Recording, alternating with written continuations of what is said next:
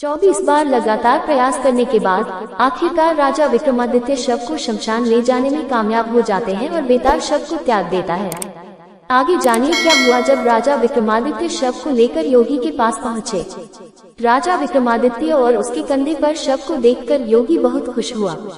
उसने खुशी जताते हुए राजा से कहा, हे राजन, आपने इस मुश्किल काम को करके ये साबित कर दिया कि आप सभी राजाओं में सबसे श्रेष्ठ हैं।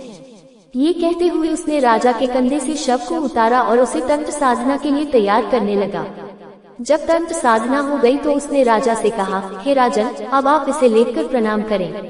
इतना सुनते ही राजा को बेताल की बात याद आ गई। उसने योगी को कहा, मुझे ऐसा करना नहीं आता, इसलिए आप मुझे पहले करके बता दें, फिर मैं ऐसा कर लूंगा। जैसे ही योगी प्रणाम करने के लिए झुका, राजा ने उसका सिर काट दिया। ये सब देखकर बेताल बहुत खुश हुआ और बोला, राजन, ये योगी विद्वानों का राजा बनना चाहता था, लेकिन अब तुम बनोगे विद्वानों के राजा।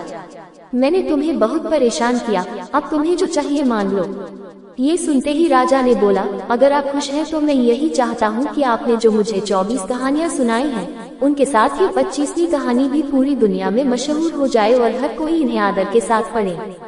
बेताल ने ये सुनते ही कहा, जैसी आपकी इच्छा ऐसा ही होगा। ये कहानियाँ बेताल 25 के नाम से जानी जाएंगी और जो भी इन्हें ध्यान से पढ़ेगा या सुनेगा, उनके पाप खत्म हो जाएंगे।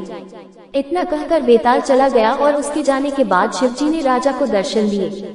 शिवजी ने प्रकट होकर राजा से कहा, तुमने इस दुष्ट योगी को मारकर एक अच्छा काम किया है। अब तुम जल्द ही 7 द्वीपों समेत पाताल और पृथ्वी पर राज करोगे। जब तुम्हारा इन सभी चीजों से मन भर जाए तो तुम मेरे पास चले आना। इतना कहकर शिवजी वहाँ से चले गए। इसके बाद राजा अपने नगर गए और वहाँ जब सबको राजा की वीरता के बारे में पता चला तो सभी ने राजा की प्रशंसा की और खुशियाँ मनाई। कुछ ही वक्त बाद राजा विक्रमादित्य धरती और पाताल के राजा बन गए। जब उनका मन भर गया तो वे भगवान शिवजी के पास चले गए। बुराई की कभी जीत नहीं होती है। अगर व्यक्ति का मन साफ हो और उसमें धैर्य हो तो उसे हर जगह मान सम्मान मिलता है।